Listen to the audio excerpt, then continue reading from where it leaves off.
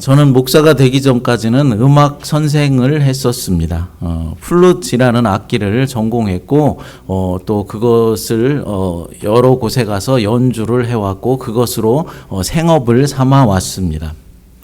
그러다 보니까 오랜 시간 동안 악기를 배우겠다라는 사람들을 많이 가르쳐 왔습니다. 제가 20대부터 시작해서 최근까지도 악기를 가르쳤으니까 한 30년은 넘게 악기를 가르쳐 왔습니다. 제가 가르쳤던 제자들이 정확히 몇 명이었는지 제가 세가면서 제자가 몇 명이었는지 세가면서 가르치질 않아서 정확하게는 모르겠지만은 아마도 100명은 훌쩍 넘을 것 같습니다.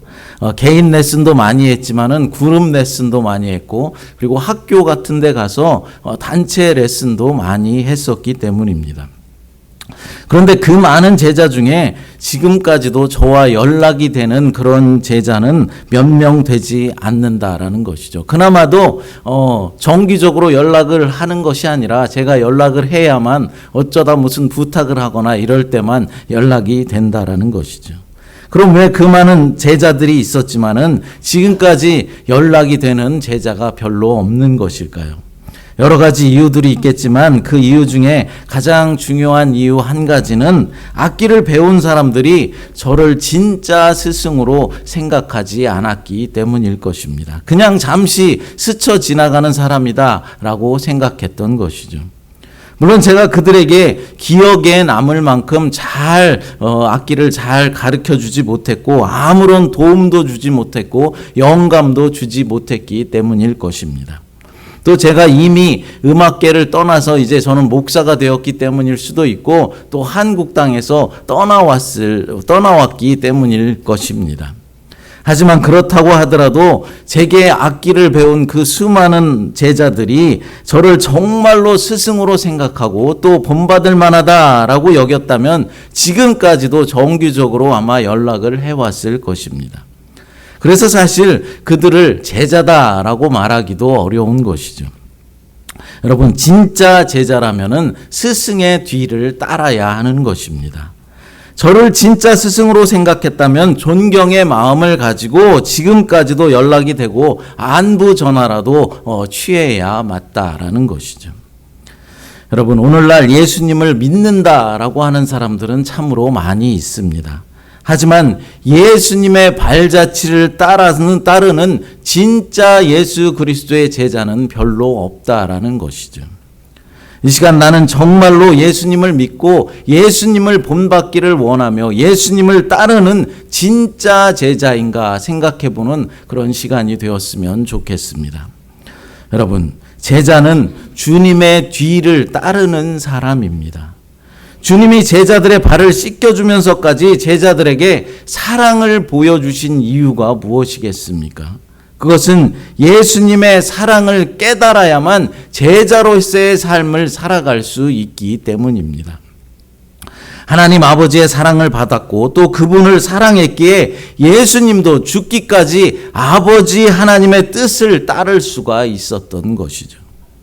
여러분, 제자의 길은 사랑의 길입니다. 하나님을 사랑하고 또 이웃을 섬기며 사랑하는 것, 그것이 제자의 길이라는 것이죠. 바로 예수님께서 가신 십자가의 길이 바로 사랑의 길입니다. 오늘 본문의 말씀은 예수님의 고별 설교의 내용입니다. 예수님께서 제자들에게 떠난다고 말씀하자 불안해하는 제자들에게 주시는 위로의 말씀이다라는 것입니다. 오늘 본문 31절을 같이 읽어보겠습니다. 그가 나간 후에 예수께서 이르시되 지금 인자가 영광을 받았고 하나님도 인자로 말미암아 영광을 받으셨도다. 아멘. 가룟 유다가 이제 예수님을 배반하기 위해서 최후의 만찬장을 떠났을 때 예수님께서는 자신이 떠날 때가 되었다라는 사실을 다른 제자들에게 말씀하였습니다. 하지만 그것이 오히려 영광이 될 것이다 라고 말씀하고 있는 것이죠. 인자가 영광을 받았다라고 말씀하고 있는데 그것은 곧 내가 다음 날에 십자가를 져야 할 것인데 그 십자가를 통하여서 영광을 받게 될 것이다 라고 말씀하고 있는 것입니다. 여러분, 십자가를 지는 것이 어떻게 영광을 받으시는 일이 되는 것입니까? 그 고통스럽고 그 참혹한 십자가가 어떻게 영광이 되느냐라는 말입니다. 십자가 죽음으로만 끝난다면 그것이 영광이 될 수가 없는 것이죠. 십자가 죽음은 부활로 이어지게 되는 것입니다. 인간들의 죄를 사하시고 구원하시기 위해서는 반드시 십자가의 죽음이 필요했습니다. 마귀의 권세를 물리치고 어둠의 권세를 이기기 위해서는 십자가에서의 죽음이 반드시 필요했다라는 것입니다. 여러분, 죽음이 있어야만 다시 사는 부활도 있게 되는 것입니다. 죽어야만 영광이 있다라는 것이죠. 우리의 신앙생활과 삶 속에서도 마찬가지일 것입니다. 죽음이 있어야 승리의 영광을 얻을 수가 있는 것입니다. 단 한 개도 손해보려 하지 않고 일도 희생하지 않고 수고하지 않으려 한다면 영광을 받아 누릴 수가 없게 된다라는 것이죠. 그러므로 교회에서든 삶 속에서든 늘 손해와 수고 그리고 희생의 죽음이 우리에게는 있어야 하는 것입니다. 십자가를 통한 예수님의 영광은 또한 하나님의 영광이기도 하였습니다. 왜 그렇겠습니까? 예수님께서 죽기까지의 완전한 순종과 그 사랑으로 영광을 받으셨기 때문입니다. 가룟 유다가 예수님을 팔러 나가는 순간 이미 예수 그리스도의 죽음은 시작되었습니다. 그러나 예수님은 다 알고 계셨으면서도 불구하고 가룟 유다를 막지 않으셨습니다. 제자의 배신을, 그 배신으로 인한 죽음을 받아들이기로 하신 것입니다. 여러분, 우리가 주님 앞에 잘못을 범하고 주님이 원하시는 일이 아니라 마귀 사탄이 원하는 일을 할 때도 주님은 우리의 악행을 막지 않을 때도 있으십니다. 예수님을 다시 한번 십자가에 못 박는 것 같은 그런 일을 저지르고 로마 병정의 창으로 예수님의 옆구리를 다시 찌르는 것 같은 그런 악행을 저질러도 주님은 우리를 막지 않으실 때가 있다라는 사실입니다. 왜 그렇겠습니까? 그것은 우리 스스로가 깨닫고 회개하게 하기 위해서입니다. 그것이 예수님을 다시 한번 십자가에 못 박는 일이고 또 마귀 사탄의 일이라는 사실을 스스로가 깨닫고 회개하게 하기 위해서입니다. 회개의 자리로 나가게 하심으로 하나님과의 관계를 더욱더 친밀한 관계로 만들기 위해서입니다. 주님이 힘이 없으셔서 그냥 가만히 놔둔 것이 아닙니다. 스스로 깨닫고 회개하는 것이 더욱더 효과적이기 때문이죠. 여러분, 부모가 자녀의 잘못을 훈계할 때 가장 좋고 효과적인 방법이 바로 이것입니다. 자기 자신 스스로가 내가 무엇을 잘못했는지 스스로 깨닫게 하고 어떤 벌을 받을 것인지 스스로 결정하게 하고 앞으로 어떻게 할 것인지 스스로 생각하게 하는 것이죠. 부모의 강압적이고 독단적인 방법으로는 자녀의 잘못된 습관과 잘못을 고치기가 어려운 법입니다. 주님께서도 자신의 백성들을 그렇게 다루신다는 것이죠. 본문에서도 가룟 유다의 배반을 막지 않으셨습니다. 만약 가룟 유다가 회개하고 다시 돌아왔다면 예수님은 그를 용서해 주셨을 것입니다. 그러나 유다는 회개하지 않았고 예수님께 다시 돌아오지 않았습니다. 그러므로 우리는 자신의 잘못을 깨닫고 악한 길에서 벗어나도록 노력해야 하는 것입니다. 회개의 기회를 주시지만 계속해서 깨닫지 못하고 있다면 주님의 책망을 피할 수 없을 것이고 우리의 삶은 날마다 피폐해져 갈 것입니다. 여러분, 예수님의 십자가는 비극적인 죽음이나 혁명의 실패가 아니었습니다. 그것은 오히려 영광으로 들어가는 관문이었다라는 사실입니다. 본문 33절 읽어보도록 하겠습니다. 작은 자들아, 내가 아직 잠시 너희와 함께 있겠노라. 너희가 나를 찾을 것이나 일찍이 내가 유대인들에게 너희는 내가 가는 곳에 올 수 없다고 말한 것과 같이 지금 너희에게도 이르노라. 아멘. 예수님은 제자들과 잠시 동안 더 머물 것이다 라고 말씀하십니다. 그리고 나서 떠날 것이다 라고 말씀하시죠. 그러면서 제자들을 뭐라고 부르고 있습니까? 작은 자들아 라고 부르고 있습니다. 예수님은 왜 다 큰 성인 제자들을 작은 자들이다 라고 부르고 계신 것일까요? 그들은 육체적으로는 어른이지만 아직 예수님이 보시기에는 영적으로 어린아이와 같이 보였기 때문입니다. 오늘날 예배당에 모여 앉아있는 신자 중에도 생각보다 어린아이와 같은 이들이 많이 있다라는 것이죠. 나이가 50이 되고 60이 되고 70이 되었는데도 영적으로 보면은 어린아이와 같은 이들이 있다라는 것입니다. 여러분, 어린아이의 특징이 무엇입니까? 자기 것에 대해서 집착이 아주 강합니다. 영적인 어린아이들도 마찬가지죠. 움켜쥐고 놓지 않으려 한다라는 것입니다. 어린아이들은 작은 것에 쉽게 상처를 입고 눈물을 흘립니다. 영적인 어린아이도 작은 것에 쉽게 삐지고 노여워한다라는 것이죠. 교회에서 상처를 받았다라는 분들이 있는데 그들은 분명히 영적으로 어린아이와 같은 신앙을 가지고 있는 분들입니다. 하지만 어린아이들에게도 희망은 있습니다. 그들이 성숙하지는 못하지만 순수하다라는 것이죠. 순수하여서 잘 믿고 한 번 믿으면 쉽게 흔들리질 않습니다. 특별히 부모의 말은 잘 믿습니다. 그래서 어린아이들을 보면 어떻습니까? 부모님을 졸졸 따라다니는 것을 볼 수 있죠. 이렇게 부모를 따라다니는 어린아이들처럼 제자들도 예수가 떠나시게 되면은 예수님을 찾게 될 것이다 라고 지금 말씀하고 있는 것입니다. 하지만 예전에 유대인들에게 예수님께서 그들이 예수님이 가는 곳으로 따라올 수 없다라고 말씀하신 적이 있었는데 그처럼 제자들도 따라올 수 없을 것이다 라고 지금 말씀하고 있는 것입니다. 유대인들에게는 너무 늦기 전에 믿어라 라는 취지로 말씀을 했었지만은 지금 제자들에게는 처한 상황이 크게 변하더라도 두려워하거나 놀라지 말라라는 취지로 위로와 격려의 말씀을 제자들에게 주고 있는 것입니다. 그러니까 나는 이제 곧 너희 곁을 떠나서 하나님 보좌 우편에 가게 되겠지만은 떠난 후에는 보혜사 성령님을 너에게 보낼 것이니 이제는 성령님을 통해서 함께 할 것임을 약속해 주면서 제자들을 위로해 주고 있는 것입니다. 이제 예수님은 떠나시면서 제자들에게 한 가지 당부를 하십니다. 본문 34절을 읽어보겠습니다.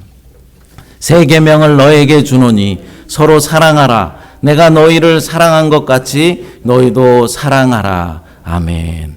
사랑하라. 내가 너희를 사랑한 것 같이 너희도 서로 사랑하라 라고 말씀하십니다. 예수님은 제자들에게 죽을 각오를 가지고 자기가 가는 죽음의 길을 따라오라 라고 말씀하지 않으셨습니다. 대신 그들에게 삶의 지침으로 삼으라 하면서 서로 사랑할 것을 권면해 주고 있습니다. 공동체 안에서 예수님께서 제자들에게 보여주신 그 사랑, 발을 씻겨주신 그 섬김의 사랑을 실천하라라는 것입니다. 우리는 믿음 생활을 하면서 목숨을 걸고 신앙생활을 해야 한다라는 말을 자주 듣습니다. 예배에 목숨을 걸어야 한다. 또 말씀에 목숨을 걸어야 한다. 전도하는 일에도 우리가 목숨을 걸어야 한다라는 등 목숨 걸 일이 참 많습니다. 예수를 믿으려면 목숨 걸 일이 이렇게 많은 것이죠. 그런데 여러분, 우리가 목숨을 걸어야 한다는 것은 그만큼 최선의 노력을 다하라는 것이지 신앙생활에 정말로 생명을 바치라는 말은 아닙니다. 물론 우리가 예배에 목숨을 걸고 최선을 다해야 하죠. 말씀에도 목숨을 걸어야 합니다. 또 전도하는 일에도 최선을 다하고 목숨을 걸어야 합니다. 하지만 예수님께서 우리를 구원하시기 위해서 십자가에서 생명을 버린 것과는 차원이 다르다라는 것입니다. 우리가 지금 당장 죽을 각오를 가지고 나는 예수님을 따르겠습니다 라고 말한다 해도 예수님을 위해서 죽을 각오가 되어 있습니다 라고 말한다 하더라도 우리는 다른 사람의 생명을 살릴 수는 없는 일입니다. 각자 마셔야 하는 잔이 다르기 때문이죠. 예수님은 메시아로서 우리는 예수님의 제자로서 마셔야 하는 잔이 따로 있다라는 것입니다. 예수님은 십자가를 지심으로써 주의 백성들을 구원하는 잔을 마시셨지만은 우리는 주의 제자로서 주의 발자취를 따르기 위해서 최선을 다할 뿐입니다. 우리가 목숨을 건다고 해서 다른 사람들을 구원으로 이끌 수는 없는 것입니다. 예수님의 수제자 베드로는 예수님이 떠나시겠다라고 말씀하시자 뭐라고 했습니까? 주를 위하여 내 목숨까지도 바치겠습니다 라고 말하였습니다. 요한복음 13장 37절 읽어보겠습니다. 베드로가 이르되 주여 내가 지금은 어찌하여 따라갈 수 없나이까? 주를 위하여 내 목숨을 버리겠나이다. 아멘. 내 목숨을 버리겠다라고 호언장담을 합니다. 하지만 결국 베드로는 어떻게 되었습니까? 예수님의 말씀대로 닭이 울기 전에 3번이나 예수님을 모른다라고 부인하였습니다. 그렇습니다, 여러분. 메시아이신 예수님이 가는 길과 제자가 가는 우리가 가는 길은 다르다라는 것이죠. 우리는 분명히 예수님을 닮아가야 하고 예수님의 가르침을 실천하며 살고자 노력해야 하는 것입니다. 그러나 우리가 마치 예수님이라도 되는 것처럼 착각해서는 안 된다라는 것이죠. 메시아이신 예수님의 죽으심을 통해서 하나님의 자녀가 된 우리는 모든 영광과 존귀를 예수님께 올려드리고 우리 자신은 그저 무익한 종처럼 섬기며 사랑하면서 살아가야 하는 것입니다.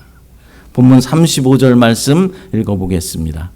너희가 서로 사랑하면 이로써 모든 사람이 너희가 내 제자인 줄 알리라. 아멘. 우리가 서로 사랑하는 모습을 보여준다면 다른 사람들이 우리를 보고 아 진짜 예수님을 믿는 제자들이구나 라고 알 수 있다라는 것이죠. 요즘 참으로 목회하기 어려운 시대가 되었습니다. 교회가 한참 폭발적인 부흥을 일으킬 때만 해도 빈 공터에 천막 하나 쳐놓고 십자가만 꽂아놔도 사람들이 교회로 몰려들었었습니다. 그런데 요즘은 최신식 시설을 갖춰놓고 큰 교회를 아름답게 건축을 해놔도 사람들이 잘 몰려들질 않습니다. 그래서 실제로 교회를 무리하게 건축했다가 부흥이 되지 않아서 교회 건물을 팔아넘기는 그런 교회들도 있었습니다. 그만큼 교회 성장을 이루기가 어렵다라는 것이죠. 사실 예전에는 목사라고 하면 어땠습니까? 어디 가서도 존경의 눈으로 바라보던 그런 시대가 있었습니다. 그런데 지금은 어떻습니까? 목사라고 소개하면 개나 소나 다 목사네라는 그런 눈으로 쳐다보고 별로 좋은 반응을 보이질 않는다라는 것이죠. 특히 작은 교회 목사는 목사 취급도 받지 못할 때가 너무나도 많습니다. 왜 이렇게 되었을까요? 오늘 말씀에 비춰보면 그 원인은 우리가 서로 사랑하지 않았기 때문입니다. 세상 사람들에게 비춰지는 교회의 모습은 늘 섬김이 있고 서로 사랑하는 그 사랑이 넘쳐나는 모습이어야 하는데 교인들끼리 서로 싸우는 모습을 늘 보여주고 목사와 장로가 대립하는 모습을 보여주고 또 목사가 목사끼리 서로 다투는 모습을 보이면서 교회는 사랑하는 곳이 아니라 싸움터구나라는 그런 인식을 심어주었기 때문입니다. 우리가 예수님을 사랑한다는 사실을 가장 잘 표현할 수 있는 것은 바로 이웃을 사랑하는 것이죠. 예수님도 내 이웃을 내 몸과 같이 사랑하라 라고 말씀하셨습니다. 그런데 우리의 실상은 어떻습니까? 우리의 이웃을 사랑하기는커녕 한 교회 공동체로 모여있는 교인조차도 사랑하지 않고 있는 것이 우리의 실정입니다. 못마땅해 하고 서로 시기하고 삐지고 뒷담화를 일삼고 있습니다. 또한 교인들이 모이면 어떻습니까? 다른 교회 이야기를 그렇게들 합니다. 다른 교회 목사가 어쨌더라 저쨌더라 헐뜯고 다른 교회 성도들을 정죄합니다. 예수님은 원수까지도 사랑하라고 말씀하셨는데 우리는 이웃을 사랑하지도 않고 이웃교회를 비방하고 더욱이 자신이 속한 교회의 공동체의 지체들과 서로 싸움을 벌이고 있습니다. 그러니 세상 사람들이 볼 때 교회가 예수님의 제자로 보일 리가 없는 것이죠. 앞에서도 말씀드렸듯이 예수님은 우리에게 목숨을 걸고 어떤 일을 행하라고 말씀하지 않으셨습니다. 다만 서로 사랑하라는 것입니다. 무엇이든지 사랑이 동기가 되지 않으면 다 헛것입니다. 제 아무리 위대한 일을 성취했다 하더라도 주님은 그것에 감동하지 않으십니다. 수천억 원을 들여서 거대하고 럭셔리한 아방궁 같은 그런 교회를 건축했다 하더라도, 수천 명, 수만 명이 모이는 그런 교회로 성장을 이루었다 하더라도 그곳에 사랑이 없다면 다 헛것이라는 말입니다. 여러분, 예수님은 말구에서 태어나셨고 볼품없는 나귀 새끼를 타시고 예루살렘 성에 입성하셨습니다. 또한 예수님은 천하고 가난한 자들에게 복음을 전하기 위해서 이 땅에 오셨습니다. 하나님의 사랑을 전하기 위해 오셨다라는 것이죠. 그런데 사랑도 없이 오케스트라와 전문 합창단과 같은 성가대, 아이돌 그룹의 콘서트를 방불케 하는 찬양을 하나님을 높이고 하나님을 예배하는 것이 아니라 관객이 되어서 즐기고 있다면 과연 하나님께서 그것을 보고 내가 머물 집이다 라고 생각을 하시겠습니까? 예수님은 그곳에서 줄이고 목마른 자들을 찾아낼 수 있으실까요? 사랑하는 여러분, 우리에게 필요한 것은 초대형 콘서트장과 같은 그런 교회 건물이 아닙니다. 수천 수만 명의 관객이 필요한 것이 아닙니다. 우리에게 필요한 것은 예수 그리스도의 사랑입니다. 우리가 사랑으로 행한 작은 일에 주님은 기쁨을 감추시지 못하신다는 사실입니다. 예수님의 사랑으로 배고픈 어린아이에게 건네준 빵 하나가 주님을 기쁘시게 하는 것입니다. 예수님의 사랑으로 무장된 단 한 명의 성도가 세상을 변화시킬 수 있는 것입니다. 이런 일은 나의 힘으로는 불가능한 일이죠. 하나님의 은혜와 능력이 있어야 가능한 일일 것입니다. 자기 자신을 부인하고 더 낮은 데로 내려갈 수 있어야 하는 일입니다. 여러분 모두가 주님의 은혜로 더 낮은 자리로 내려가게 되시기를 바랍니다. 사랑하는 여러분, 예수님이 진정으로 원하시는 것이 예수 그리스도의 사랑이라는 사실을 깨달으시기 바랍니다. 그래서 교회 공동체의 지체들을 서로 섬기고 사랑해 줄 뿐만 아니라 이웃교회와도 사랑을 나누고 또한 세상 사람들에게 그리스도의 사랑을 전해서 예수님의 참된 제자의 모습을 드러내는 저와 여러분 모두가 되시기를 간절히 축복합니다. 시간 찬양 부르시고 기도하도록 하겠습니다. 하나님 아버지, 하나님 감사합니다. 주님께서 진정으로 원하시는 것이 예수 그리스도의 사랑이라는 사실을 다시 한번 깨닫게 하시니 감사합니다. 예수님이 주신 새로운 계명이 서로 사랑하는 것임을 깨달아서 교회 공동체의 지체들을 사랑할 뿐만 아니라 이웃을 섬기고 사랑하는 일에 최선을 다하는 우리 모두가 될 수 있도록 인도하여 주시옵소서. 우리가 서로 사랑할 때 주님의 역사가 나타남을 믿사오니 진정한 주님의 제자가 되어서 참된 사랑을 실천할 수 있도록 하나님 도와주시옵소서. 주께서 은혜 주심을 믿사오며 거룩하신 예수님의 이름으로 기도드리옵나이다. 아멘.